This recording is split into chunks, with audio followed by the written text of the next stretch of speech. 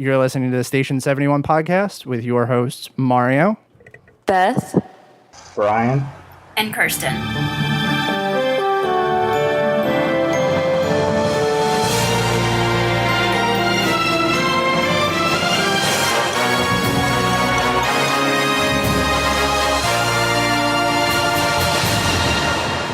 So our first thing on this list, out of everything that was announced at D23, do you guys want to go through the movie stuff or just the park panel stuff? Maybe we should start with the parks and then go back to movies. Okay, sounds good. We can touch on all that, like, kind of in one big rush, because there was a lot of movie stuff announced, too. Yeah. But the first thing was Star Wars Land, Galaxy's Edge. We got a name for Star Wars Land officially, and it's Galaxy's Edge. There's a lot of other stuff that was brought in there. Like, the one big thing that I'm super excited about is the fact that they're bringing RX-24 back. That was pretty cool. I was really hyped about that. I missed that. Should I know what that is? The old host of Star Tours, the robot that was in the car. Okay. He's going to be the Cantina DJ. Oh, good. Oh, cool. So they're giving that little nod in there. That was pretty neat. Yeah, and one thing I'm wondering about is I read that it's some of the rides are going to be like fully immersive, and it says, you know, that what you do impacts you outside of the ride. So I'm wondering, like, if you end up being like a wanted person, then when you go into the cantina, like, will that have an effect somehow? You know, that's what my husband and I were talking about. So they kind of did, like, touch on that a little bit. It kind of ties with the hotel that they announced a little bit. Oh, good. When you check in at this hotel, you're going to be given kind of like a character profile. They're also going to give you, like, there was a thing that said, like, they were going to dress you in proper attire, but I don't think they really, like, announced any of those details yet.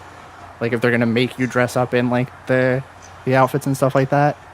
But apparently it's going to link to your magic band, from my understanding. And as you go through the park, you're going to be given different tasks and stuff to do. So you're going to be able to go in and do different things in the park, do things on rides. Like, it'll tell you that, you know, maybe Han needs your help on the Millennium Falcon and you have to go ride the ride a couple times and stuff like that. And then it'll kind of, like, tie into different interactions that you have with characters. So is it going to be exclusive to the people staying? It's not going to be exclusive to the people staying at the resort, right? The interactivity? I hope not. They didn't really say anything about that. But I'm hoping that they're going to keep it to everyone. It's going to be like, you know, everyone can do this. It's just more in depth if you're staying at the hotel. That was my impression, because I heard that, you know, like, when you go on a certain attraction and you get to make the decisions, that in itself will affect how characters interact with you. Yeah, I mean, hopefully with your magic band, like, now they'll be able to do so much more. I mean, they spent so much money on it, they really need to be utilizing it as much as possible. Right. Yeah. It's definitely, like, it's something that they have the technology to do, so it's about time that they're using it. Yeah. Yeah, I think they're going to use this as an opportunity to really start using the magic bands for that full immersion type deal. I wonder if these characters will have any... Because aren't they at some point going to roll out the whole Mickey knowing your name thing? I know he talks now, but that'd be interesting if they had that here. Has anybody met with Talking Mickey? Because I haven't. I don't know if he does anything similar to that. I did back in, like, October. He didn't say anything specific to, like, me, but I mean, it was still really cool how responsive, like, I feel like they have a response for everything, you know, but he didn't say my name or anything particular to me as a person. So I don't know if they've implemented that yet and he just didn't use it on me, or if maybe they just haven't implemented it yet. I bet they haven't. I don't know. I just remember seeing a test video for it, like, a long time ago. But if some of these characters, like, the costumes that they're designing, are going to be brand new anyway, I feel like that would be kind of a missed opportunity if they have the technology for it. Right, and you know they can do it because of the whole End of Small World ride that they did. Yeah. Mm-hmm. And I mean, that kind of technology has been around. Well, I guess it's not exactly the same. And, you know, at Universal, they have the E.T. ride. I don't know if you guys have ever been on that, but you basically, like, sign in at the beginning, and then at the, like, the very end scene, it's like E.T. and he's like, bye, Beth, bye, Mario, or whatever. Yeah, it like. And that ride is super old. Well, the weird thing about that is he doesn't always get your name right. But yeah, sometimes it's like, bye, friend. But it's still really cool that they have the option to do that. And it's definitely something that I hope that they'll utilize. Yeah. So do we want to move on to the next thing, or we have anything else we want to talk about with that? Well, I just think I like that I read somewhere, they were talking about the name that they chose as being Galaxy's Edge. I like that they didn't make it specific to one particular movie. They made it kind of quote unquote generic so that it could kind of ebb and flow as it needed to. And I thought that was a good idea. Yeah, with all the new movies coming out and everything over the next couple of years, it's going to be good to have it, work with all the new plot lines and everything coming out. Well, it also leaves us in like a very interesting place that like we still have no idea what Hollywood Studios' name is going to be after all the construction's done. Mm-hmm. But having at least one of the lands that they've announced have an official name, because like they keep referring to Toy Story Land as Toy Story Land, Just lame. Yeah, like it's just land or like different things like that. But to have something official for that park makes it feel like they're actually putting the work and thought into it, as much as we all want to think they are. Yeah. I find it interesting that Hollywood Studios is the only park that has changed names already, and now it's going to change names again. Yeah, because when it started, it wasn't even MGM, right? It was something else, then MGM, or did it start out as MGM?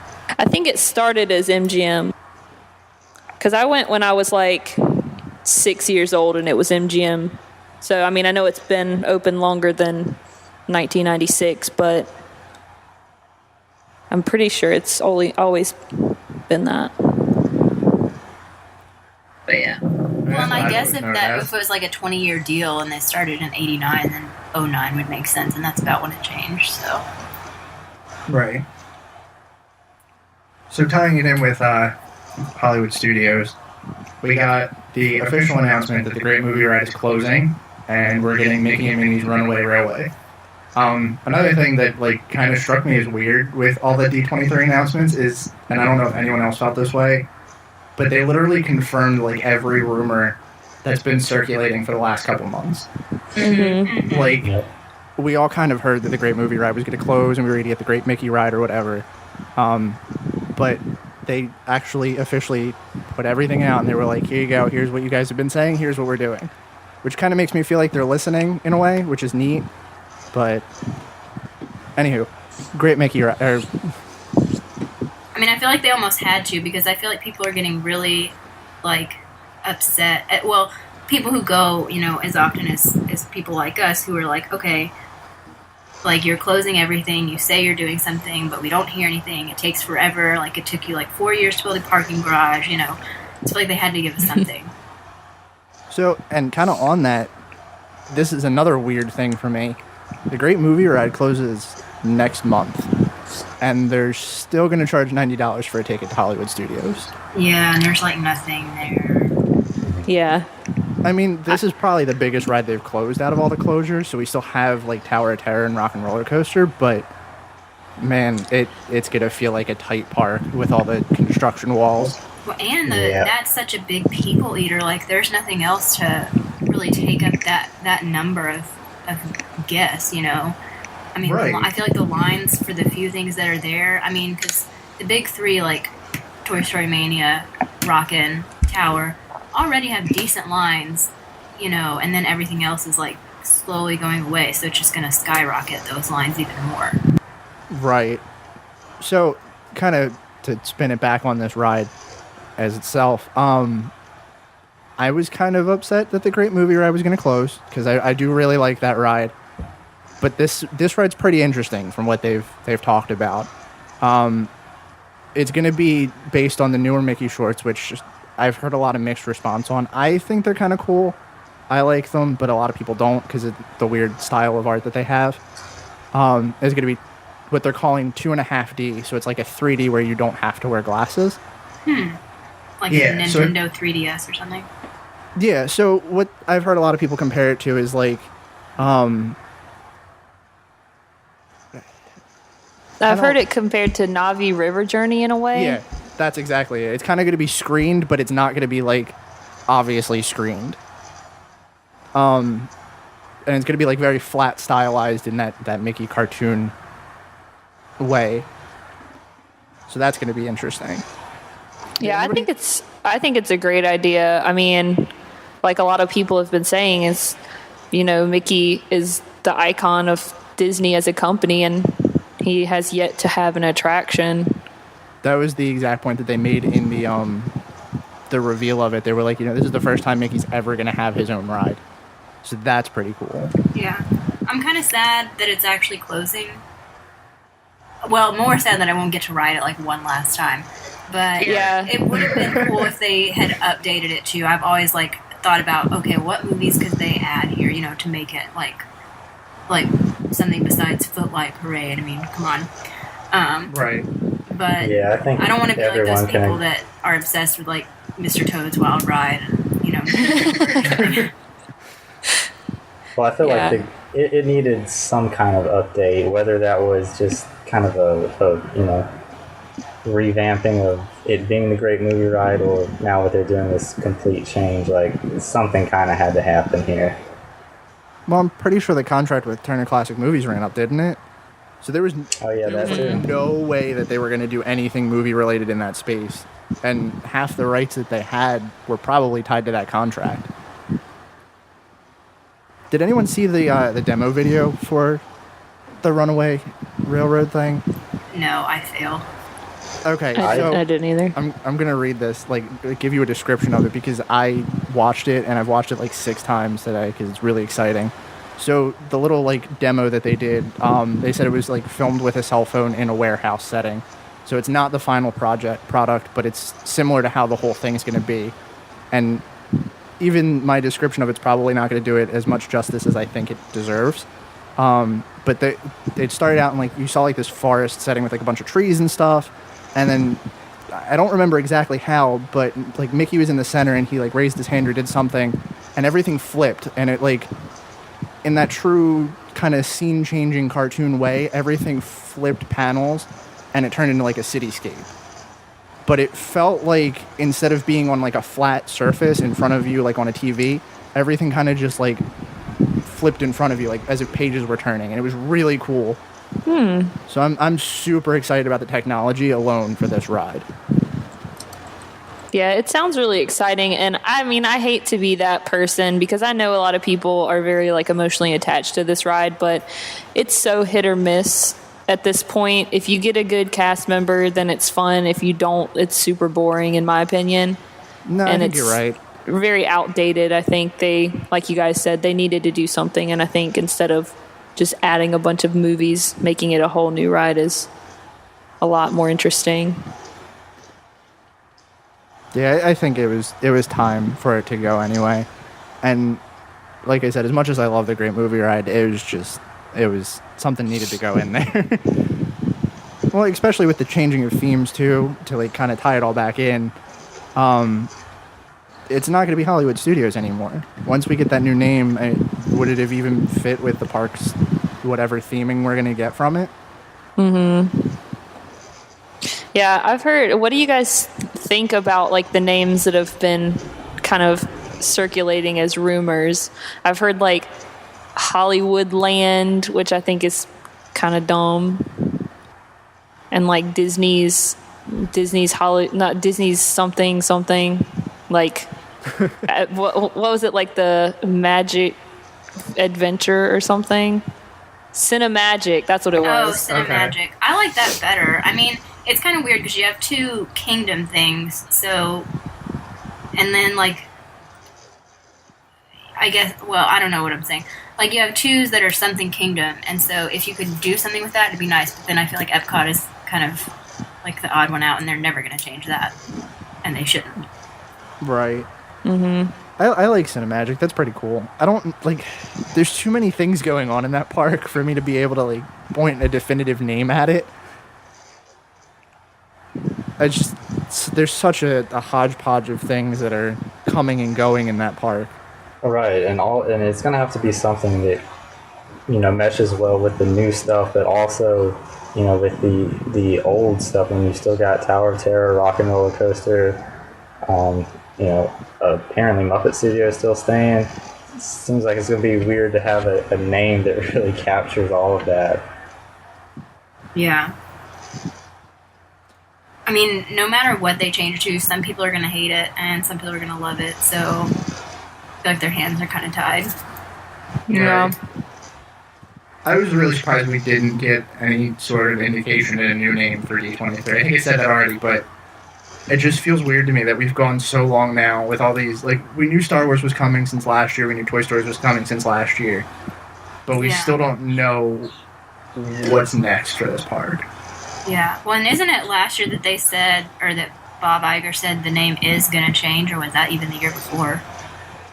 I think it was last year. I'm not sure. But, I mean, we also have Toy Story Land coming in 2018. So yeah. I really hope they don't name it Toy Story Land. They better not.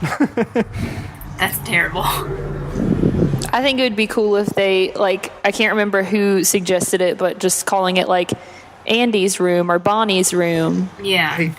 I think they said something about that in the panel, like, calling it Andy's room, but I can't be 100% sure on that. That'd be way better and way more creative than Toy Story Land.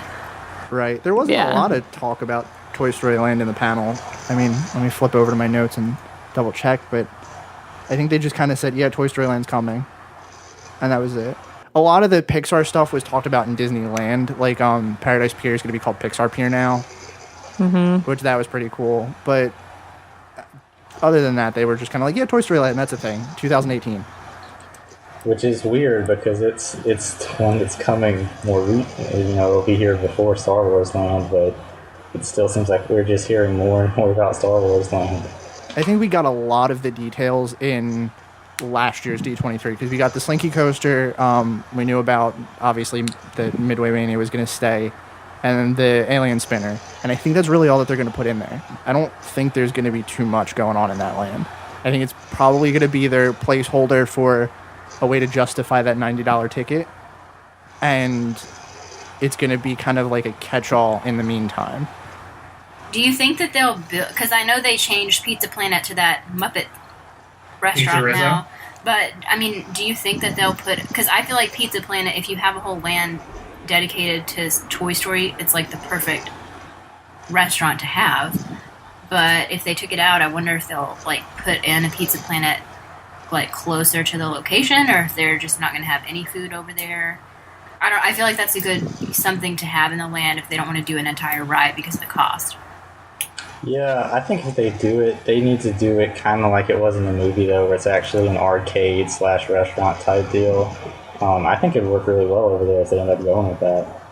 I will say I've never set foot in Pizza Planet when it was a thing. No! But I heard so many mixed reviews about it that I don't know. It's like the same typical Disney pizza that you get at every single quick service on property, but it's still, there's just like something about it that I'm like, I have to have one on my trip somewhere. So, I feel I like it. If they do another Pizza Planet, they have to take it and like make the pizza better than it is everywhere else. Right. Like, not cafeteria I pizza. guess I'm the only one who like has an attachment to that pizza.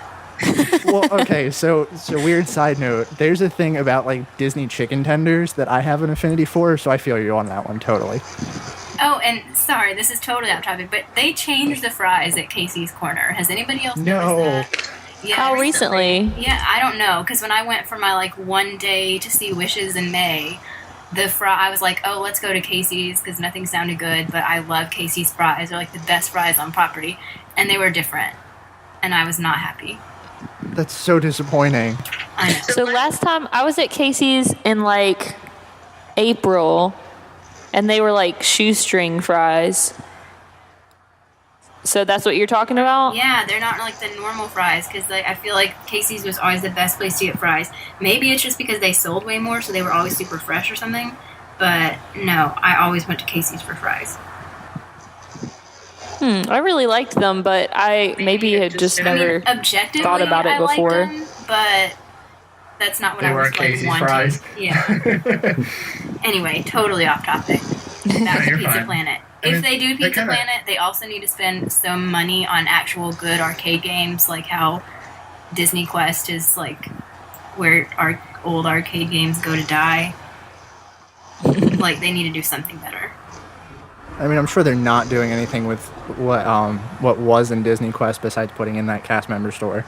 So maybe we'll just get them all moved over to Hollywood Studios. Well, it'd be better than nothing, I guess. So that kind of ties up everything in studios. Are we ready for Epcot? Are we Okay. ready for Epcot? Epcot was like the big announcement center. I'm super excited about all those things. First that we had on the list was Ellen's Energy Adventure closes August 13th, which is the same date as Great Movie Ride. That's weird. And we get Guardians of the Galaxy, which everyone saw coming. Yeah. I'm kind of sad that you're hoping- losing my nap spot. Yeah. We used to call it nap time with Ellen when I would go with like my whole family because it's just the one like hour-long ride that you get to sit in with the air conditioning on. And those seats are so big you could just like lay out and take a nap on them. Yeah. I've never seen Guardians of the Galaxy, so I'm totally neutral, have no opinion. I am a Marvel fanboy, so I have every opinion. And Same. I'm super excited. But they have a lot of real estate to do a lot of things in, so that's really exciting. From the pictures I've seen of like the concept art, the building's staying the same. So that whole inside's probably just going to get gutted. At least that's what I think. Yeah, I mean, have they really announced what the ride's going to be like, though, other than it being Guardians themed? Nope. I They didn't gave see us anything. October 2021 as the release, so Which they've is got like a lot everything. of time. But like I said, I think that all they've said so far is this is the concept of what the outside of the ride's going to look like, and it looked exactly the same way as Universe of Energy does. And they said, here you go, October 2021. Yeah, I love Guardians personally. It's, you know, those two movies are two of my favorite Marvel movies. I feel like this is a weird fit with Epcot in a way. As long as I'm interested to see how they make it work. Because to me, Guardians of the Galaxy doesn't totally scream Epcot, but with it being like space related, I guess they'll swing it somehow.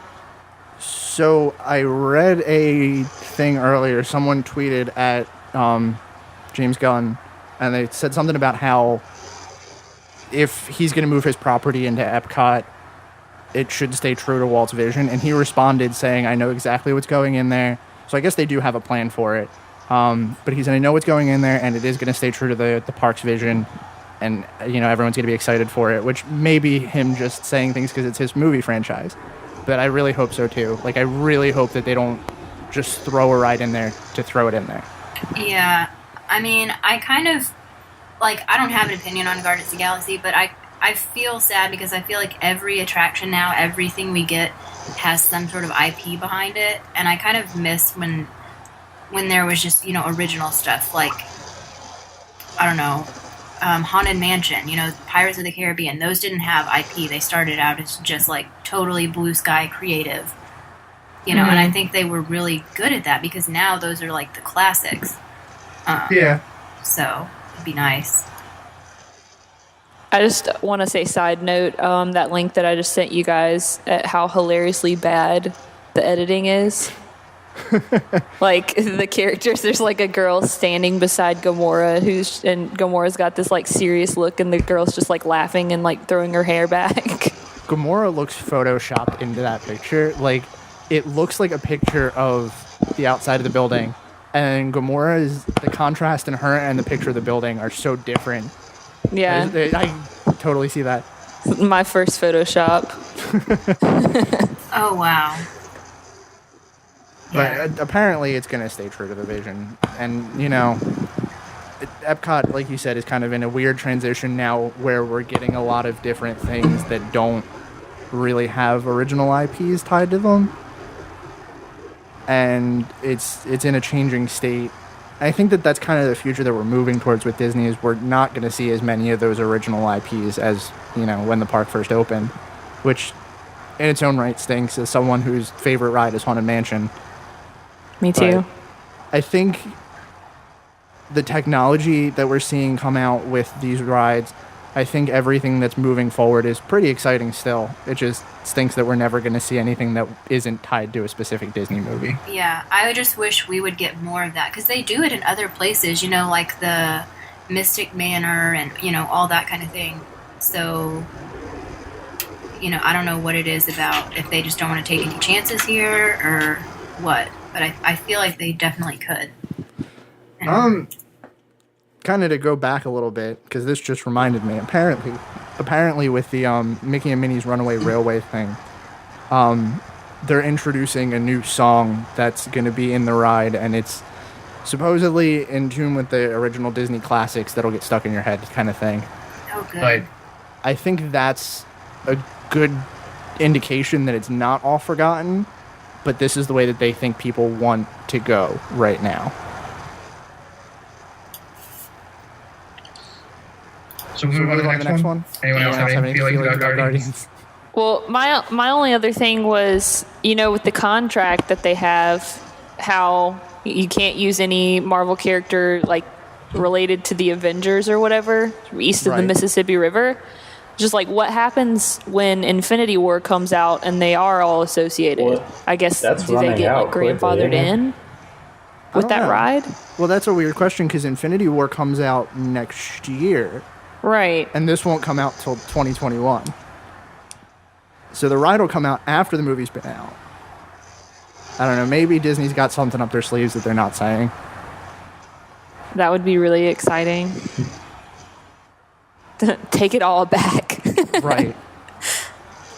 Anyway. It's you fixed Spider-Man, now fix everything else. Right. Bring it all back home.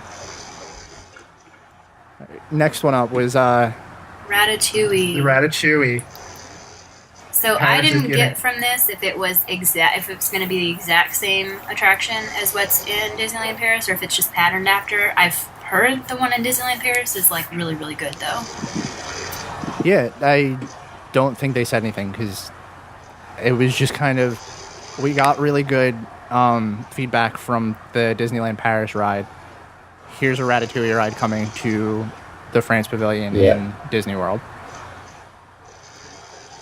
Yeah, I'm really excited about this because it's I watched a little bit of a ride through of the one in Paris, and it looks really awesome, and with the trackless vehicles and everything. That's what I really hope that they do trackless vehicles on some of these things. I feel like the Runaway Railway would be perfect for that too. But I love Ratatouille. I think it's a totally underrated movie, so I'm excited. And it fits in perfectly to that area. Yeah, it's not forced like some other new attractions in certain lands like that. I don't know. I have very mixed feelings. I have tried to watch Ratatouille 3 times, and everyone here is going to kill me for saying this, but I've fallen asleep on it twice. But It's not my favorite by any means, but I like it. I just love, I don't know, maybe I just like food too much, but I love it. I think it's a cool concept for a ride, and like you said, it fits very well because it's very obviously set in Paris. It's not I imagined after this country that we won't name.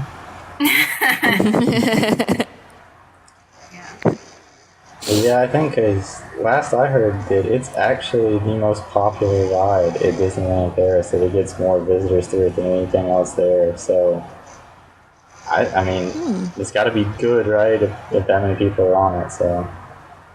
I hope Right. so. I mean, I think that was one of the first rides that Disney did with the whole, kind of screened images and trackless vehicles. But I could be way wrong on that. If it is, that's super exciting, and I'm just really excited that we're going to get some new rides instead of closures and things in their place. Especially Epcot, because I think Epcot was definitely the next park that needed some love. Definitely. I do wonder about the footprint, like if they're putting these attractions in, and that means that those, theoretical spaces that they had for other countries are going to be gone. I mean, I can't really see them adding a new country, but it's nice to have the option, I guess. Right. I don't think we'll get a new country, but I think at the same time, like you said, it's nice to have that there if they did want to add it. Yeah, they say there's space for like 6 or 7 more countries, right? Yeah, and I thought I saw a map one time, but I don't remember. I would totally be fine with just adding attractions instead. Right. Yeah, it would break that up back there, because it's you can only walk around it and like look in the store so many times. Right. Especially if you're not a big character meet and greet person. Or a big drinker. Yeah, that too. So after that, we had the China Pavilion's getting a new film. They updated the Circle Vision camera, and it's going to be seamless now, apparently. So that's exciting. I've never Because that seen the means they China have- film. Have you seen any of the other Circle Vision films? No, I've only seen the France one. Okay. I haven't seen any except for I don't even think this is the same thing, but back when it was still Maelstrom, that little film they played when you were like walking out, and I didn't even watch that. I just like saw it Kinda as I walked was through it. walking. Yeah. They're similar. The only thing that kind of stinks about Circle Vision is the way that the cameras are set up. There's like a seam at the end of where every screen would be. So they like kind of stitched it together, and it's you can see that it's there, but it's not very apparent. Apparently, the way that the new camera is going to run is it's going to be a digital camera that's going to basically take like a 360 video of everything, which that technology's everywhere already. Yeah. That's cool though. Yeah, I mean, it's exciting to have something updated, too. And after that, we got an update for Mission Space, too. The green track's going to get Changed up. It's not going to be Mission to Mars. Mars. It's going to be, like, around the Earth now. Oh, I thought So- it's a new mission, right? I thought they were going to be 3 now. I don't know. See, they didn't really say anything about that. They just said there's a new green mission, which, they didn't say if we're getting rid of the old one, if there's going to be a new one. There's just kind of like, there's a thing. It's coming out. So right now, orange and green have the same mission. It's just that green doesn't spin. Because I've never been on green, so is that how it is currently? Yeah, Yeah, that's how it is. currently. I don't ride green either. I only ride orange, so this is... I think I'll ride the green one just to see the new video, Yeah. and that'll probably be the last time I'll ride it. Yeah. But the other thing that kind of tied in with that, to use an awesome segue there, is we're getting another restaurant. There's going to be a space-themed restaurant adjacent to Mission Space. And the way that they described it, did anyone else look at this? Vaguely. Did anyone else think that they're going to Yeah. get rid of the Wonders of Life Pavilion for this? I didn't didn't really think about think about it. I was just too excited about the restaurant. So they described it as a circular-themed building adjacent to Mission Space. Yeah. Which, as soon as I heard that, I was like, isn't that the Wonders of Life Pavilion? I mean, which makes sense because they use it for food and wine, but do they ever do anything else in there? No. It's kind of just real estate that they sit on for that one time of the year.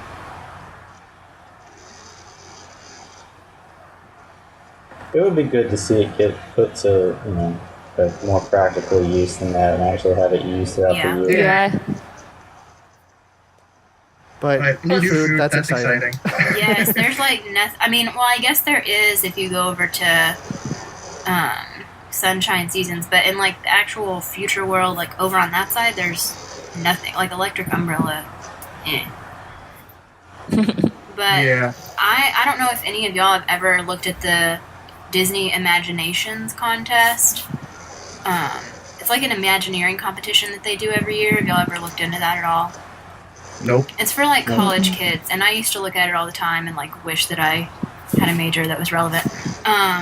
but I remember like years and years ago, one of the ones that won was like an interactive Twilight, like Tower of Terror restaurant, and ever since then I've wanted them to do like a really cool restaurant where it's, you know, more interactive and like more themed, like on the same lines as 50s prime time. So I'm hoping that this will be like that and that they can spice it up a little bit.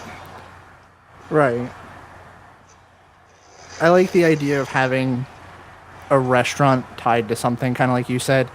So having that option to, you know, get off of Mission Space and then ride something that, or go into something that feels very similar is pretty neat too. Yeah, as long as you don't go before Mission Space. You'll be revisiting your food. Funny story about that.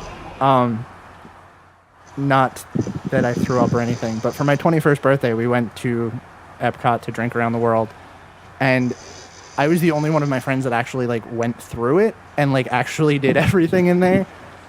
And they were like making fun of me because I was a little bit intoxicated. And they were like, let's go ride some rides. And I'm like, all for it and everything. And immediately they walked over to Mission Space. They did that on purpose. I was about to say, it sounded like your friends knew what they were doing. That's funny. The next one that everyone saw coming as well, Tron Light Cycles, which I am super excited for. I'm so excited for this. Yeah, definitely. But I heard that it's not replacing the Speedway, that it's in addition to. Yeah. And I really just want them to get rid of the Speedway. Oh, every time I walk by, I just think about how many brain cells I'm losing because of the fumes. Right. They converted to electric vehicles or something. It's sad. very much futuristic. It's not the Tomorrowland Speedway, it's the Yesterdayland Speedway. Yes. It's supposed to be like a new building by Space Mountain.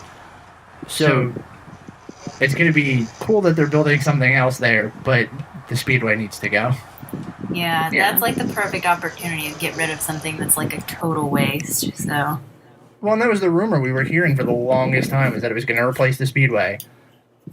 And then they let us all down. Yeah, that's bad. Yeah. As much as I'd like to see it go, every time I go to Magic Kingdom, though, that thing has consistent 45-minute plus waits for it. So from Disney's perspective, I'm sure they're looking at it and saying there's no need to get rid of it. People are still lining up to go on it. So, well, and from that same perspective, if you think about how many people it eats, like that's a good chunk of the crowd. That's true. Yeah. I just feel like it wouldn't, like, how long would it take them to get electric little vehicles and trade them out? Like, a week? They could totally do that. But the other thing that they said about this, they didn't give us a date for it. They just said it's going to be open before the 50th. So at least that's, you know, soon enough. Yeah. I'm going to be surprised if they really have all this stuff open by then. Just judging from their recent history of construction times. Mm-hmm. Well, and that's the weird thing. Like, Avatar got pushed back so long. Mm-hmm. But all the dates that they're giving us for everything, like, it seems so soon in comparison. I mean, I guess they're just really going to put it into gear for... Right. So we also got, there's a live entertainment theater coming to Magic Kingdom off of Main Street. Did anybody see where off of Main Street this is going to be? They didn't say. They just said that it's going to be a new theater, so I don't think they're closing anything for it. Hopefully they're not, because, you know, there's that meet and greet theater that's off to the right. Yeah, that's the only thing I could think of, but I don't know where else they're going to put it. Yeah, I don't know. Yeah. There doesn't really seem to be a space for it. No, and I mean the backstage area, like it all gets used. Has anybody else worked for Disney? I can't remember. I don't think so. But actually, if I remember reading a rumor correctly, it was going to be off of one of the back paths that they used for like events and stuff like that. Because I know for like the special parties and stuff like that, they route you off to the side, and then like when it fills up to capacity, they'll use that one side path. I think it's supposed to be somewhere back there. It's got to be like by the plaza and like the Tomorrowland Terrace, because the other side I feel like is like way too busy. That's where the parade vehicles all are, and that's where everybody meets, like for when they're getting ready for parade, like parade audience control people. So I don't know how they would fit it on that side. And there's like offices back there, so it doesn't feel like they have enough real estate on Main Street to do anything, but I'm sure they do. I'm sure there's like some little hidden spot that we're going to get that's going to have this theater, and it might not even be as big as we're thinking it is. Yeah, the only other place I could really think of them putting it is if they do away with those bathrooms between Casey's and Crystal Palace, and maybe putting it there. But even that doesn't really seem like there's enough space to put, a full theater. Yeah, and this concept art looks huge. Yeah, that's what I was confused about, because whenever I think theater and saw the picture, I was thinking like Beauty and the Beast size. But Right. I don't know. I'm interested to see not only where it'll go, but what is going to go in it. Well, they announced a couple new, they announced one new stage show. They're going to put a Beauty and the Beast show on the cruise line. But they didn't say anything about what's going to go in here. Probably a Frozen show. Ugh. Oh, boy. They already have one of those. Can never have too many. I feel like that's their opinion on Frozen right now. Well, kind of to reroute this off of D23 real quick. With, I haven't seen it in person, but I watched the live stream for Happily Ever After, and I was really happy that Let It Go wasn't in there. I don't know if anyone else watched it or anything like that, but I was super happy that they picked a different song from Frozen and didn't actually use the movie version of said song. Yeah. I haven't seen it. I can't bring myself to watch it yet. I saw it in the park back in May, and it was absolutely amazing. I told myself I was going to watch it. I didn't watch the live stream, and then 3 days later I watched the video. Because I can't control myself. I don't know. I'm still just like so sad about Wishes that it's like...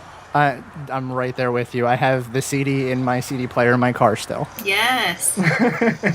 Yeah, I can't tell if I'm just biased or if Wishes really just does evoke this, like, strong emotional feeling. Like, Happily Ever After, I thought it was absolutely gorgeous. The effects were amazing. Like, the show itself was outstanding, but I walked away from it like, okay, not like crying like I would at Wishes.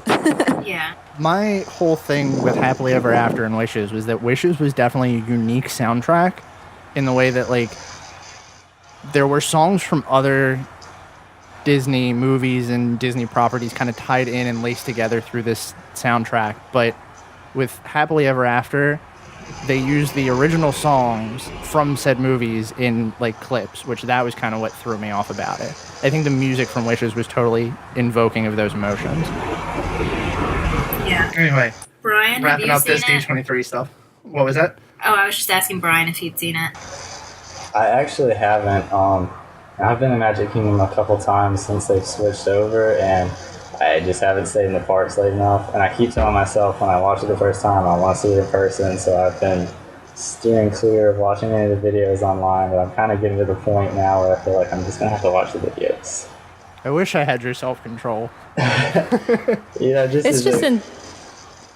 Sorry, I was just going to say, it's just insane that you, like, have to sit an hour and a half before showtime to get a decent view of it if you're not doing the dessert party. Like, when I saw it, luckily, like, I was there with a couple of friends that live in Kissimmee, so they were like, we'll just come see it another time.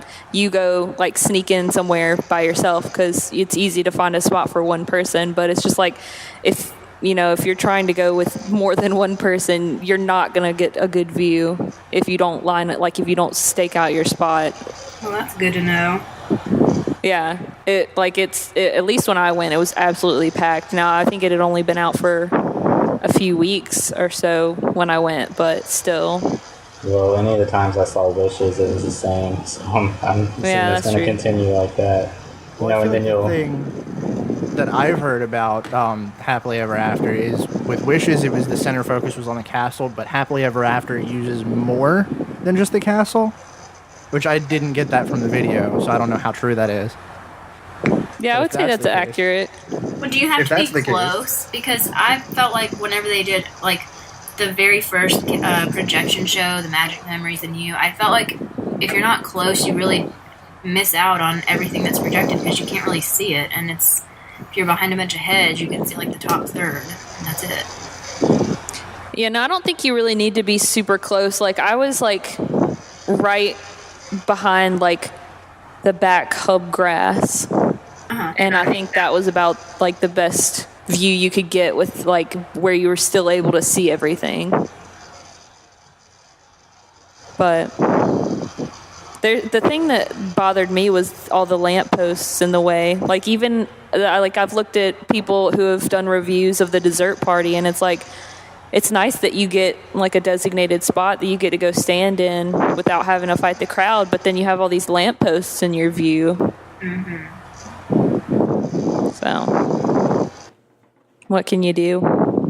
Yeah, you can't really win with that. Okay, moving on.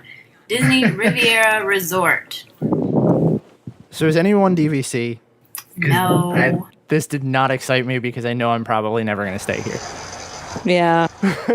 We rent DVC pretty consistently now, so I probably will eventually, but definitely not if it starts out at the pricing like Grand Floridian and like Poly Villas and all that. Like, there's no way. Right. I mean, it sounds cool.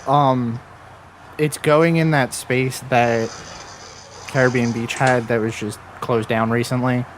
And has anyone else stayed there? No.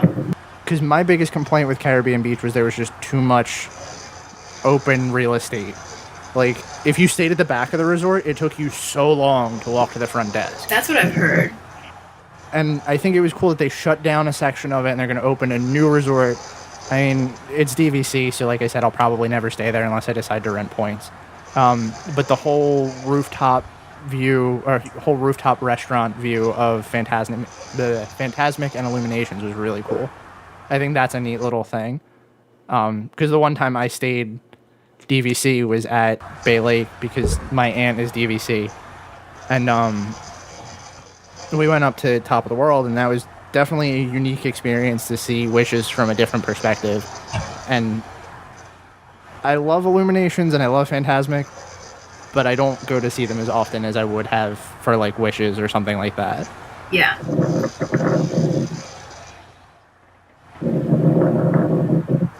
I don't know. I'm really wondering what the theme is because, I mean, Riviera, I don't, that's not really descriptive to me. And if you read about like the old ideas that they had for other resorts that were going to go around, like the monorail line, there were some really cool ones. And I hope it's something like that instead of something just, generic. Well, the neat thing about this one, to kind of tie it to another point, is it's going to tie into the Skyliners.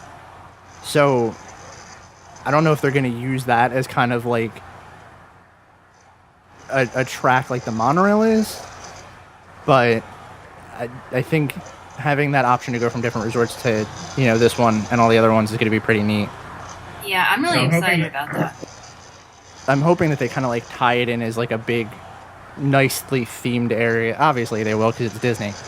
But it would be neat since it's close to Caribbean Beach and since the Skyliner runs through that too, if they could tie it to a similar theme. Yeah. Because while it's far apart from like Caribbean Beach, at least the section that they closed off was, it's still close enough that I feel like if they put something similarly themed, kind of the way that like Contemporary and Bay Lake Towers are their own technical separate resorts, but they have different names and they look the same, that would be neat for them to do too. Yeah. I mean, Riviera is like coastal by definition, right? I mean, it makes me think of like just French Riviera, but also for some reason makes me think of Italy. So yeah, I think so. Yeah, coastal sounds about right.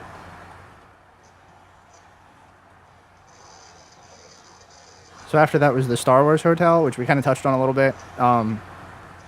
the whole immersive experience is going to step out of the parks, go into the hotel, and it's going to carry on. The other neat thing that they have with this that I remembered seeing was that the windows in the hotel are actually going to be kind of like the portholes on some of the Disney cruise liner ships, where it's like a projection over the window.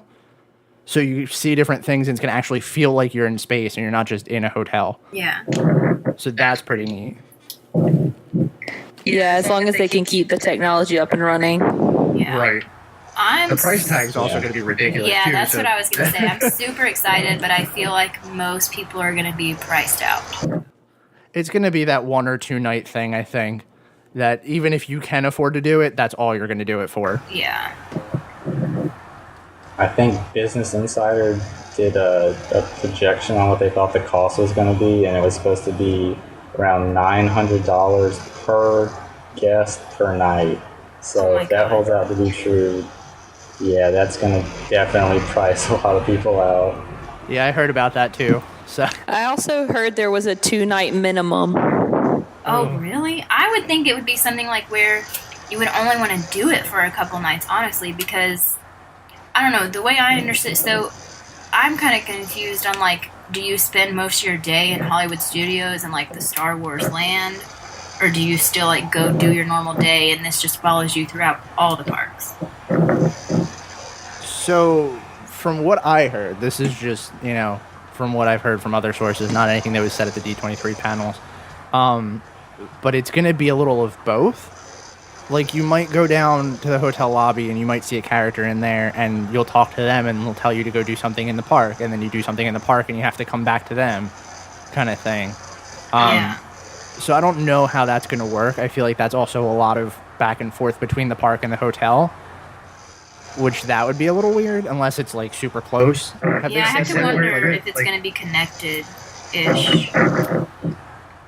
If it's as immersive as they're saying it's going to be, I would hope that it's going to be like kind of the pathway that is in Epcot that leads you right outside. Yeah, I would hope so. I mean, it makes sense. Can they have, what's the hotel in Tokyo Disney that's actually inside Disney Sea?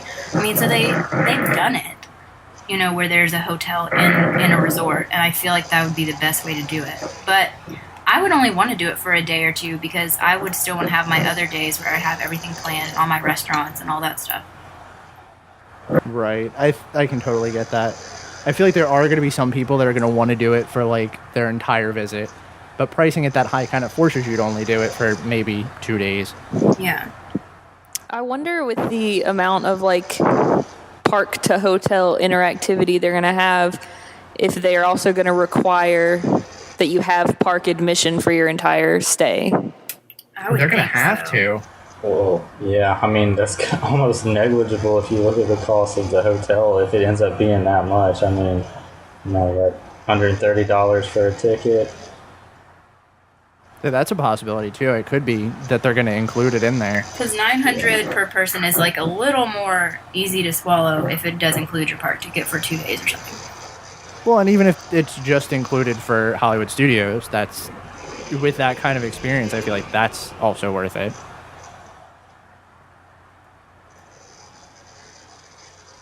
But there wasn't a lot about that one. I'm excited.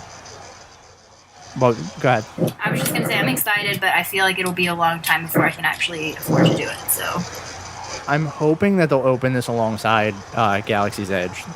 If they can open them at similar times so that interactive experience is tied between the two of them, I think that's definitely a good push for Disney, especially on the whole like immersive experience thing. 'Cause, that's a word we've heard since Harry Potter is immersive experience, and this is taking it to a whole nother level. yeah. And especially with how long it took for them to do Pandora, it'll be nice for them to kind of roll out everything and be like, here you go, here's what we promised you. Yeah, I feel like they definitely need to step it up now just to compete with everything Universal's been doing. I feel like they've been slacking for a few years, and now they're trying to get back in the game. I mean, they could for a while, and that's the thing that stinks is they had the chance, and then Harry Potter came out, and they were like, oh, wait, we have to do something. Mm-hmm. So Skyliner, that's the next one. I'm else so is excited conflicted. I'm excited for more transportation. That's what I'm excited for. I have to see how this works in practice, so that's what is really confusing to me. If you've got a system of sky buckets that are all, or at least from one destination to the next, are all on the same line, what happens when one of them stops, if there needs to be any maintenance, anything like that happens, it seems like you're going to have a whole lot of people that are just kind of stuck up in the air waiting for stuff to get fixed. Well, we know how quick things go down with the monorails. Like, at least there's an evacuation for that. Right. Hopefully this will be better just because the technology won't be like 1,000 years old like the monorails. But I don't, is it like the big gondolas that are like, have doors and everything? Because I am envisioning this as like a little open air gondola, like a ski lift, which I feel like cannot be right. But they made it seem like it was fully enclosed and everything. That it is. Yeah. It's going to be like a real deal type thing, but it's not. Well, especially how much it rains there. They're not going to want to have it open. Yeah. I don't think. Excellent point. So the thing that I heard, for last year's Olympics, they did a set of gondolas, and from what I heard, it was supposed to be similar design to them, which they were closed in little boxes that were kind of like a Ferris wheel car, but bigger. Like, I don't know how to explain it. I mean, because they have like big closed door gondolas on some ski lifts, like the really high speed ones that hold like 6 people or 8 people. So Right. I would assume it's something like that. And it's got to be high speed because some of that's kind of a long way. I mean, it feels like. Maybe it's not as far as it is to drive, but going from like Epcot all the way to Pop seemed like kind of a trek. Yeah. The other thing that I heard, especially with like how they didn't really say anything about them, they're going to have air conditioning.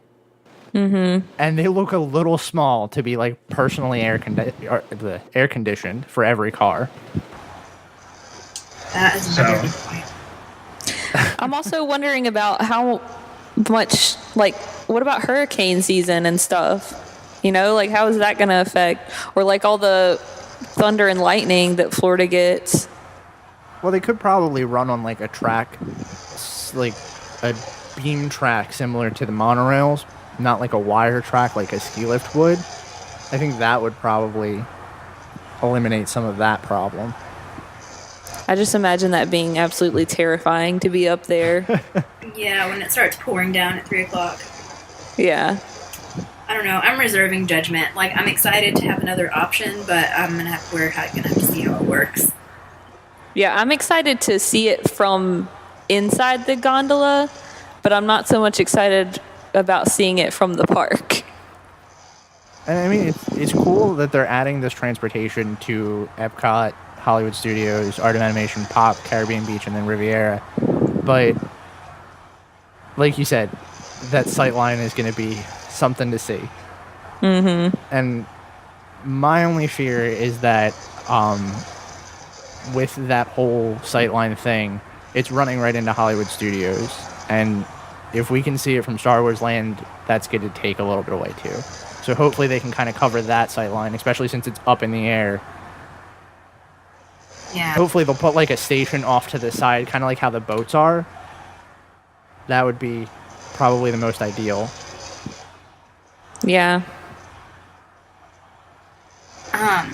One other thought is I really wonder if this is going to change the pricing of like Pop Century and Caribbean Beach and all that. Mm-hmm. I mean, Art of Animation is already really high for value, so... Yeah, that does kind of price them up a little, or it should price them up a little bit. One day we won't have any values. Well, we'll have the All-Stars, so... Yeah. That's true. And then, let's see. Last thing, mini van service, really cute pun. Has anybody seen these? Because they're really cute. I saw like the pictures, like the little polka dots. Yeah, it's pretty cute. And it's neat because it's a $20 per car service. So if you have a large party, it's a $20 flat fee for that entire car. No matter how far you're going. Yeah, well, it's only going to go in property.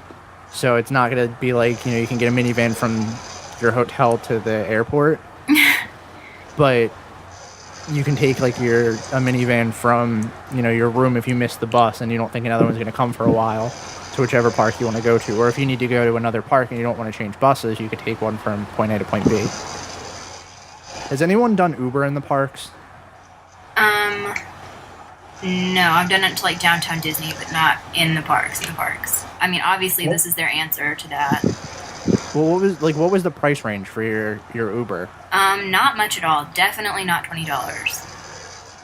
Because $20 feels really high for something like that. Yeah, I guess for families, like, I don't know, my parents, like, I tell them about Uber and they, like, think it's cool, but they're too old to, like, they're like, no, I'm not going to do that. I'll just, no. Right. So I guess for families it's easy, and like if you do have a bigger family that you don't think can fit in like one car maybe, but I don't know. I also wonder about the liability aspect. Oh, yeah. I think Disney's kind of banking on that though, like the whole, I guess, people from a different generation that don't either trust Uber or don't know Uber. Yeah. Because that's something I could see if they're going to be like, oh, yeah, by the way, if you want to rent a car from here to here, it's only going to be $20. $20 doesn't sound awful, especially because I've been told before that taking a taxi from a resort to the airport is like $50, which I don't know how true that is. I've never had to take a taxi.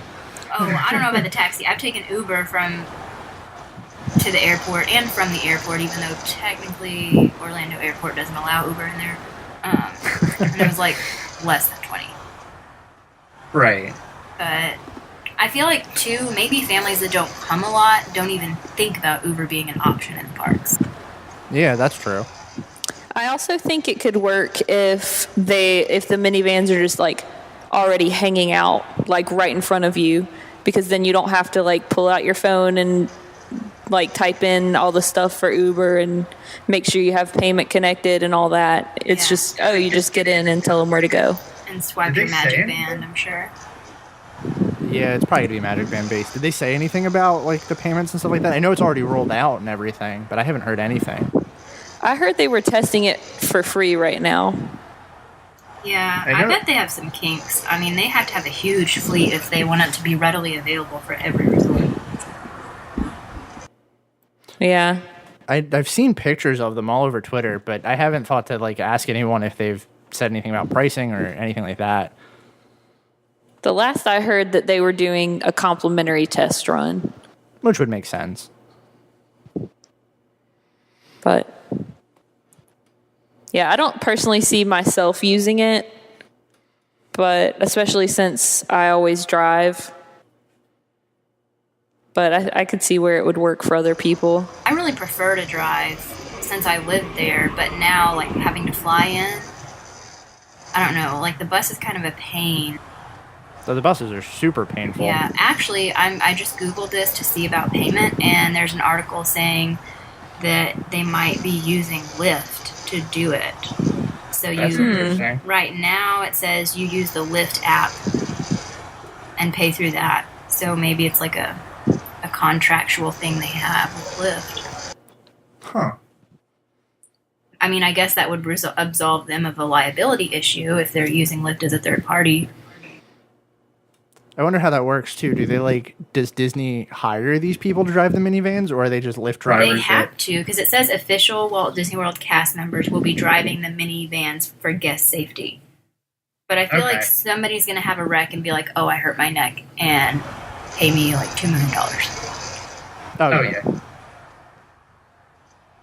Well, because Disney will be the ones that own the vans. It's not like it'll be Lyft drivers driving their cars anymore. So, yeah, they have to absorb some of the responsibility, I guess, right? Yeah. Like, I just think it's interesting that I would think they would almost have like an online, like, thing, we're not responsible, blah, blah, blah, that you have to sign when you get in. Like, that seems like something they would do. Or even if it's in, like, the My Disney Experience app. When you push the button to go, it's like, hey, FYI, like you said, we're not responsible for anything. Yeah, like you're agreeing to Click here if you read the terms and conditions that you didn't read. Exactly. But you know someone's going to click that, and it's not going to mean anything. They're still going to try it. Right. I don't know. It's a cool concept. And I think Disney's hoping to cut into that Uber money, like you said earlier. Yeah, I do think that I think that it's better of them to do this than to just try and outright ban Uber and Lyft, because I feel like that's not a really good PR move. Right, and hopefully they'll have to compete with Uber, and that'll drop the price a little bit. Right. It would be interesting for them to start it out at 20 and then reduce it, whereas everything else they started out and increase it. That'd be an interesting idea. I mean, I'm sure that they're going to get the traffic with people trying them, and they'll pay the $20 just to say, hey, I rode in a minivan, because I'll end up doing that. I know I'm going to end up doing that. Yeah. I mean, I'm sure, like, a billion teenage girls that just want to take a picture for Instagram, honestly. They're adorable. I was going to say, it's like the purple wall all over again. Oh, my God. My husband could not believe how much stuff there is about these walls now. Like, I made him take a picture of me in May, and he's like, this is ridiculous. And I was like, everybody knows about the purple wall. Joe Rohde was talking about the moss wall. Like, it's thick. It's a Disney Instagram thing. You can't. Yeah. Like, I saw somebody was cosplaying as the purple wall and the bubblegum wall at D23. That's crazy. Oh my gosh. So do we want to do like a quick skim over the movies stuff? I don't know. Should we do a whole separate one for the movies, or? I mean, we can kind of quick go over them because they didn't really say a lot of them. Yeah. And some of them, it was just like dates and, hey, this is going to be a movie. Right. And a lot of them, like, I don't know. Like I said, they didn't say a lot of things about them. But the first one we got was Coco, and we also got that we're going to get a Frozen short before Coco. Super excited about the Frozen short. See, this is the thing that I don't get. They're putting a Frozen short before a movie, and they've already put a trailer out for the Frozen short. I didn't realize that the short had a trailer. Yeah, the Frozen short has a trailer. How much of a trailer can they put out about a short? Yeah, I'm only excited because Olaf is my favorite sidekick ever in the history of sidekicks. Yeah, and it's a whole thing about him, so it's going to be cute either way. But that comes out November 17th. We got a date for Star Wars The Last Jedi, December 17th. And there's the behind-the-scenes video, which I didn't watch. Oh, if you're looking at my list, I just put the year. So those days... Oh, those okay. Are not, sorry. Okay, so that comes out in December, which we kind of knew. I think it's like Christmas Eve or something. Yeah, every Star Wars movie comes out sometime around there, so I don't think anyone was surprised. We got A Wrinkle in Time. I don't know anything about that.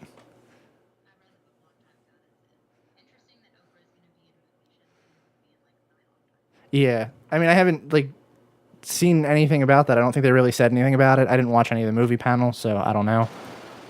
I watched the trailer and it looks pretty cool, but I didn't read the book, but I heard that a lot of people are conflicted at how it's not following the book enough or something, according to the trailer. I'm going to have to reread the book. It's a pretty weird book. I like weird. That's all I remember is this is very strange. But we also got Avengers Infinity War. That's in May. I could not be more excited about it. Same. I saw that they brought the whole cast out, and that was all I saw. With Marvel movies, I try to stay away from the trailers and stuff like that, even though Spider-Man was my favorite superhero ever, and I watched every trailer for that 6 times.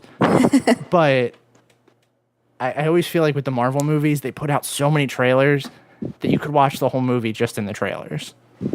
Yeah. And then the next one was the one that I'm really excited about, Incredibles 2. We got a June 2018 release date. Maybe I'm the only one. I don't not like Incredibles, but I'm whatever. You couldn't care. Totally neutral about Incredibles also. I love Incredibles. I'm pretty excited about it. I really like the first one, and they've got what they said, basically everyone from the original cast coming back, which is cool. So it's supposed to pick up right after the first movie too.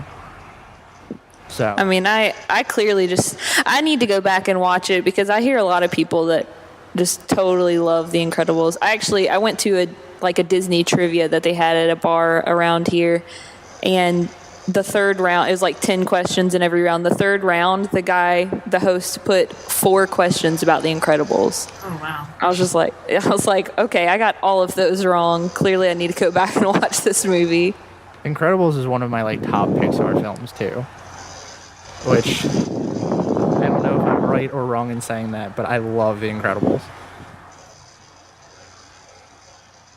We also got Wreck-It Ralph. Ralph Breaks the Internet. I'm super excited. I love Wreck-It Ralph. It's definitely Me one of too. my favorite. But I'm still like so brokenhearted. If anybody from Disney like ever asks my opinion on this or sees my Twitter, please make a Sugar Rush video game. Like, they are missing so much with that. I would play that game in a heartbeat. Yeah, that would be awesome. Weren't they rumored to put a Wreck-It Ralph thing where Stitch is? Like that, like a VR ride or something? I've never heard Yeah. that, Like a racer but thing? that would be amazing. They should. Yeah, that was the rumor I heard a while ago. It was supposed to be like a VR racer. Oh my god, I would be so excited. If that was it, that's like right in line with what you just said. Yes, I would die for a Sugar Rush video game. It's interesting they didn't mention anything about that area, though.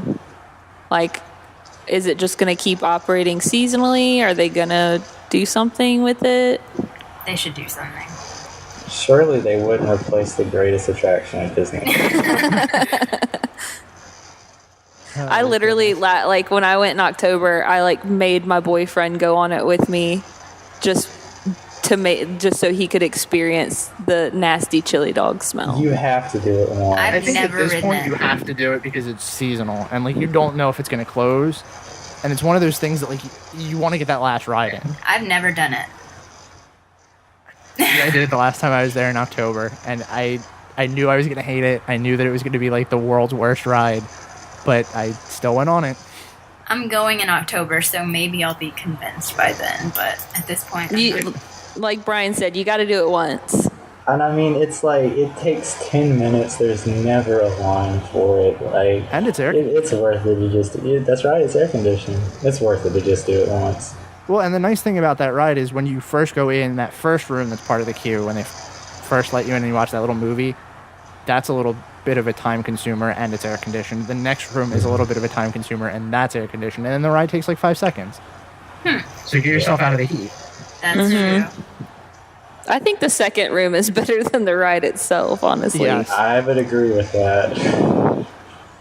So let's run down these live action ones real Wait, quick. one more thing about Wreck-It Ralph too. Does anybody think Go ahead. that the subtitle, "The Ralph Breaks the Internet," is really weird? Does that remind anybody else about like the Kim Kardashian cover with the champagne? Yeah. Like, I was kind of like, where? That seems like adult. I don't know. Yeah, I don't know. I didn't think of it that way, but now that you You said that, I am. Yeah, that was the first thing I thought of, too. I was just like, did they do that on purpose? they I might have to imagine and hope that he is literally breaking the internet and there's no other connection. I feel like you're probably right, but that's just the first thing I thought of. Come They on, also no one said- else is excited to see Wreck-It Ralph balance a champagne bottle on his butt. They also said there's going to be cameos from all the Disney princesses in there, so you never know. That'll be exciting. So live action. I'm just going to run through all of these because it's a big cluster of live action movies. We got Mulan, Mary Poppins Returns, Dumbo, Lion King, and Aladdin. I think I'm on the fence about a lot of the live action stuff. I thought The Cinderella was done really well. I thought Beauty and the Beast was done really well. Jungle Book I was a little on. I feel like if they do it in a different way to retell the story and add different elements to it, that's fine. I just don't want to see them redo the movie. Like, just do it again. I just think it's kind of weird to do like a live action with animals talking. I don't know. I liked Jungle Book, but I think I just liked it to watch the animals. But past that, it's too weird for me. Well, and even with the Jungle Book, you had Mowgli. who was a human. So you could still call it a live action. This is just a different style of animation. Yeah, that's a really good point.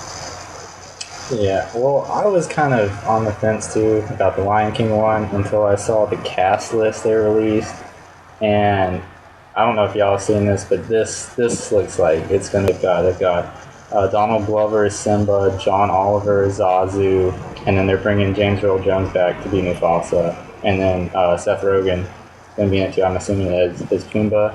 So. And Hugh Jackman as Scar. Oh wow, that one I hadn't heard. That's even cooler. That is a very interesting cast list. The only thing I noted was James Earl Jones coming back as Mufasa. Yes. So that does make me happy. But I think I'm okay with most of those. I'm confused about Seth Rogen, but I mean, I'm sure he'll do okay.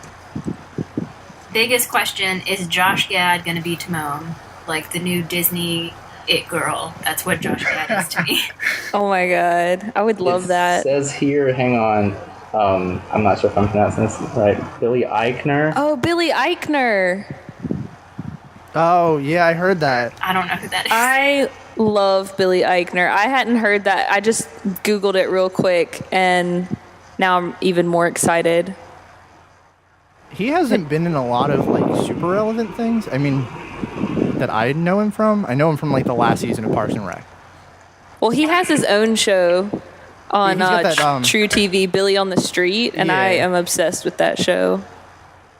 I think that's It's the only other thing I've hilarious. seen him in. He has a show on Netflix now, too. Friends from high school or Friends from college or something. There's a couple people on that show that I recognized. Isn't Robin Sparkles in that? Yes. I find it really interesting that they are bringing James Earl Jones back and, like, he's the only one. Yeah, I would have loved Nathan Lane back. I would have loved Jeremy Irons.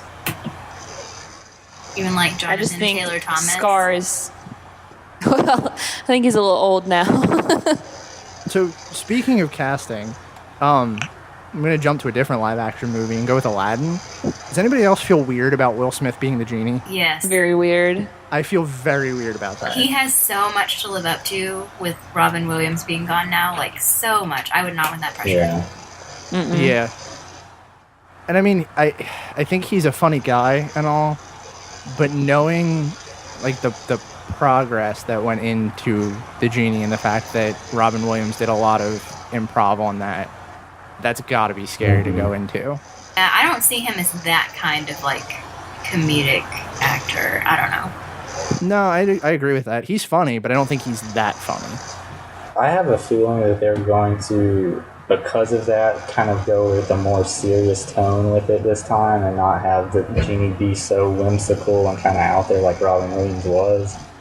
Yeah. Because, I mean, not that Will Smith isn't a good actor, but it's not even close to the same, It's the personality type. Yeah. Right. So I think that was pretty much everything. Oh, the one thing about Anything Toy else Story anyone wants to talk 4, about? I'm interested to see how it comes out Oh, I with missed John that.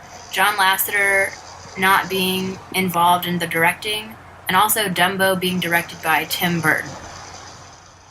Yeah, the Tim Burton thing's kind of interesting. I don't know. I don't know how I feel about that because I like Tim Burton. I like a lot of his movies, but I feel like it's a very weird style for him. For Dumbo. I'm not a big Tim Burton fan, but I think Dumbo did have those kind of dark elements in it, which is kind of, what Tim Burton's go-to. So I Yeah. think it might work out. I mean, I'll reserve judgment on it because, like I said, I do like Tim Burton, but I'm interested to see what direction they'll take it. I do think, it has dark, and now I'm a huge elephant fan. I love elephants. They're like my favorite animal. So I feel like as we've learned more about them since Dumbo was released like so long ago, I feel like they could go really dark with it, just like on that aspect, like animal cruelty. I mean, because that's what the first Dumbo makes me think of, is like, it's so sad. I have to rewatch Dumbo now that I'm thinking about it. I don't remember anything about that movie. I just know that it makes me like cry, and like his mom, I don't know, something happens and it's really terrible. And That's all. Yeah, a lot of people do associate Tim Burton obviously with like being really dark, but I mean, I think if he goes in the direction of like when he directed Big Fish, you know, because that I feel like it was a very lighthearted or like more so whimsical instead of being like dark and creepy. I think it would work better than pulling a, I don't know, Sweeney Todd or something. I actually don't know if I've ever seen a Tim Burton movie. You definitely have. You might not have known that you have, but you've definitely seen a Tim Burton movie. I've never seen Nightmare Before Christmas. Like, stone me now. Edward I know a lot of people Scissorhands. No. He did the first Alice in Wonderland movie too, didn't he? The live action. Oh, okay. I have seen that. And even if he did it in that kind of sense, I think that might work for it. I mean, not as twisted, obviously, but similar color schemes and stuff like that. Because most of his movies, aside from like Alice in Wonderland and Big Fish, are very heavy on the dark tones. Yeah, it'll be interesting, and I really have to wonder how Toy Story is going to come out without Lasseter. The only thing I've heard about Toy Story so far is they said that it was going to be like a love story with Bo Peep. Right? Oh Lord. So I don't know. Like, I'm very conflicted. I think they tied up everything nicely in 3. Yeah. And if they just let it go, we would have been fine. We don't need like another Land Before Time 17 situation. Even if this turns out to be good, I think it's going to be a pretty sharp divide between the original trilogy and then this is going to kind of be off on its own little island over here. Yeah, especially now with Lasseter not on it. Maybe like Pirates, where they start like a new trilogy. I mean, I'm not saying I want that, but I think it would make more sense if they did, though, because if you really look at it, you know, they made Toy Story 3 for us, not for kids. yeah. Yeah. But maybe this is something that they'll direct more towards, like, the new generation rather than bringing in the nostalgia. Well, and they've also done, like, those side movies for Toy Story 2 that come out every now and then, like the Toys That Time Forgot Toy Story, or whatever. yeah. That one was pretty cute. I mean, like, it's not Toy Story 1, 2, and 3 caliber, but they were all right. It's also Pixar, and Pixar doesn't really put out too many bad movies. That's true. I mean, Planes, but we can forget about that one. Oh, man, I already did. Everybody forgot about that one. Is there anything else anybody wants to talk about with the movie panels? I think that was pretty much everything. I'm just going to say my entire excitement level from Mulan hinges completely on whether or not they bring back Eddie Murphy. Oh, that is another good. Yeah. Yeah. So, I think the thing that kind of stinks about the live action stuff is that there's a lot of controversy, especially with like the casting choices. I don't know if you guys saw the whole controversy with the casting for Aladdin. Yes. That was going around. I think that's very scary water for them to tread into. And that's the only thing that I'm not super excited about. Yeah, I feel like they could justify it since he was the first one, though, and he did so good. Like, does anybody else say dishonor on you, dishonor on your cow, like, all the time? I mean, Everyone. Well, and not even just that. Like, I mean, with the casting choices for, like, if they casted anyone outside of that racial type for Mulan or any of the main characters, I feel like there's going to be a lot of controversy around that, and it's going to be like a nail-biting process up until we get any sort of casting list for that movie. Yeah, I mean, that's coming out soon, right? So, well, November 2018, so I would think that they would have to make some decisions soon. If they were made. I haven't kept up with it, so. You had 2018 on your list, so I think that's probably about where it was. I don't know. And there's not a lot of movies in that time frame either, so actually, never mind. I looked at that, and there's a ton of movies in 2018 that they announced.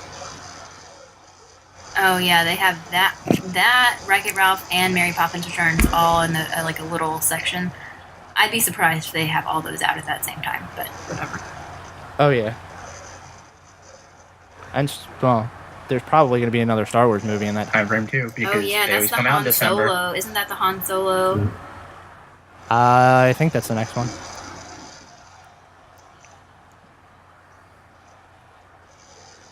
So, to tie it all up, because we're hitting a little over an hour, what is everyone most excited for that came out of D23? I know I posted that Facebook poll, and we all kind of fell along the same lines with the Tron light cycles, but is there anything else that you guys are super excited about? I mean, I think you said it, Tron. I mean, we're getting another e-ticket attraction at, the Magic Kingdom. I mean, there was a lot of stuff that came out, but I don't think any of the other stuff really compared to that, though. Fair enough. Yeah, I'm going to have to go with Tron and probably Star Wars Galaxy's Edge, the land. I would say for me, it would be Guardians of the Galaxy. You're going to be different on that one. I'm going to say if I have to pick a second one outside of the light cycles, I'm going to probably say Star Wars Land, just because of that flyover map that they had. Yeah. It just looked super awesome. I would pick the Star Wars Hotel, but I just feel like there's no way that I'll be able to do that when it first comes out, so it's kind of not relevant to me because I don't have a lot of money. Fair enough. Not that much money. So, from that Facebook poll that I ran 2 hours ago, only a few people voted in. I don't know if anybody looked at it. Almost everyone voted for light cycles. We had one person that voted for Mickey and Minnie's Runaway Railway,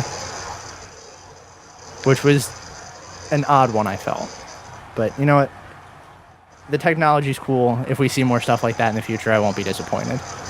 Yeah. I just feel like there's so many people who love like more of like thrill type rides that this is going to be really good. Not like a simple, like Seven Dwarfs Mine Train is fun, but it's definitely does not have like a thrill factor at all. Well, and if you think about it, that's going to be one of like a few coasters in the park, or in that park. Well, no. Now that I'm saying that, I realize how stupid that sounds because that's got the most coasters in it. But that's going to be one of the more high thrill rides in that park. Yeah, definitely. It's probably going to be one of the more high thrill rides at any, I would say. I mean, I would say Rockin' and Everest are like the two number ones, and that's really about it as far as coasters go. Yeah, I think that's probably the safest assumption that we're going to put it close to is, Rock and Roller Coaster and Everest.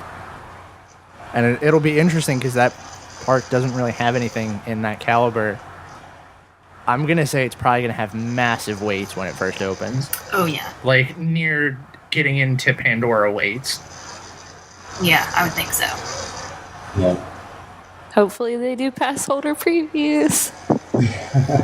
Hopefully they'll do some kind of nice and large-scale queue so that it won't feel like you're waiting very long. I mean, they better, because they have so much opportunity. I feel like Tron, and it's so multi-generational, because I feel like they're, older people who love the original Tron, and then younger people who kind of see the older one as like a cult classic kind of thing. And even if you don't know about Tron, it still just looks cool. Yeah, exactly. I would be more excited about it, like I said, if they were getting rid of the Speedway. Yeah. Man, I don't think they're ever going to get rid of that. I've literally done it once, and I did it literally just to say, I did it. Yep. And it was just sitting in the sun while somebody was broken down in front of me and waiting to go. Goodness, that sounds awful. Does anybody have any final thoughts or anything you want to say before we sign off? I'm good. No, I'm good too. Sounds good to me. And that's going to do it for us today, folks. Be sure to like us on Facebook at facebook.com/Station71pod. On Twitter, follow us at Station71pod. And we're also on Instagram at Station71podcast. Hope you had a good time, and we'll see you real soon.